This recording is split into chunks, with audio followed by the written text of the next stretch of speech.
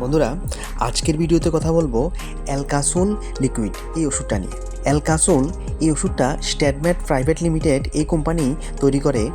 আর এই ওষুধটার মধ্যে মেইনলি যে উপাদানটা আছে সেটা হচ্ছে গিয়ে ডাইসোডিয়াম হাইড্রোজেন সিট্রেট সলিউশন। এটা সুগার ফ্রি।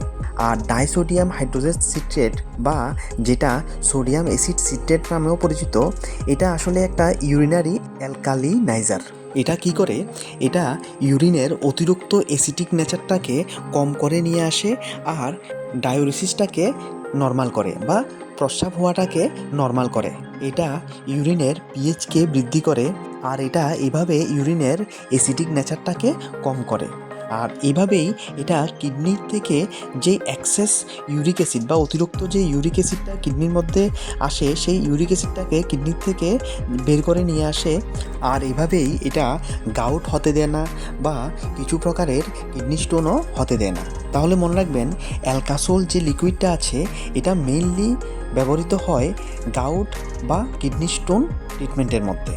আর যখন প্রস্রাব হওয়ার সময় খুব জ্বালাপোড়া হয় বা প্রস্রাবে খুব জ্বালাপোড়া হয় বা প্রস্রাব ঠিকভাবে হয় না, একটু একটু করে প্রস্রাব হয় আর প্রস্রাবের সঙ্গে জ্বালাপোড়া থাকে বা ব্যথা থাকে, ওই সমস্যায় কিন্তু এটা ব্যবহৃত হয় বা ডাক্তার এটাকে প্রেসক্রাইব করে। বন্ধুরা, এবার বলে দিই ডোসেজ সম্পর্কে। ডোসেজ 1 বছরের ছোট বাচ্চাদের জন্য 1/4 থেকে হাফ চা চামচ ফুল, আর বা 1 বছরের থেকে বেশি আর 12 বছরের থেকে যারা নিচে বয়স তাদের জন্য হাফ থেকে 1 চা চামচ ফুল, বা এমএলএ যদি বলা যায় তাহলে 2.5 ml থেকে 5 ml। আর যারা অ্যাডাল্ট বা প্রাপ্তবয়স্ক তাদের জন্য 1 থেকে 2 চা চামচ ফুল বা 5 থেকে 10 ml ডেইলি 3 বার নেওয়া যাবে জলের সঙ্গে মিক্স করে।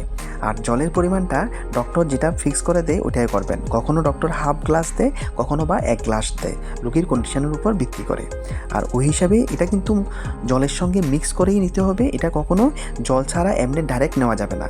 মনে রাখবেন, এটা খাওয়ার আগেও নেওয়া যায় বা খাওয়ার পরেও নেওয়া যায়, তাতে কোনো অসুবিধা নেই। সাইড এফেক্ট সম্পর্কে কথা বলার আগে যারা চ্যানেলে নতুন এসেছেন তারা কিন্তু চ্যানেলটি অবশ্যই সাবস্ক্রাইব করবেন এই ধরনের মেডিসিনাল ইনফরমেশনগুলি ফ্রিতে কন্টিনিউ পাওয়ার জন্য। সবচেয়ে যে কমন সাইড এফেক্ট সেটা হচ্ছে গিয়ে স্টোমাক পেইন বা পেটে ব্যথা। আর এছাড়াও কিছু কমন সাইড এফেক্ট আছে, যেমন ডায়রিয়া, নোজিয়া বা বমিটিং, বা ঘন ঘন পেচ্ছাপ আসা, আর বা একটু দুর্বল ফিল করা। এগুলিও সময়ের সঙ্গে আবার ঠিক হয়ে যায়। যদি এগুলি খুব বেশি আপনাকে সমস্যা তৈরি করে বা সময়ের সঙ্গে এগুলি খুব বৃদ্ধি পায়, তখন আপনি কিন্তু ডক্টরকে অবশ্যই জানাবেন। যদি আপনি প্রেগনেন্ট হয়ে থাকেন বা আপনার যদি লিভার, হার্ট বা কিডনির কোনো সিরিয়াস সমস্যা থাকে, তাহলে কিন্তু আপনি ডক্টরকে অবশ্যই জানাবেন। আর যদি স্টোরেজ বলি, তাহলে এটাকে এক্সেসিভ হিট বা অতিরিক্ত গরম ডাইরেক্ট সানলাইটে রাখবেন না, ডাইরেক্ট সানলাইট থেকে দূরে রাখবেন আর বাচ্চাদের থেকে দূরে রাখবেন। বন্ধুরা, এই ভিডিওতে এতটুকুই। ইনফরমেশনগুলি ভালো লাগলে ভিডিওটিকে একটি লাইক অবশ্যই দেবেন। Thank you.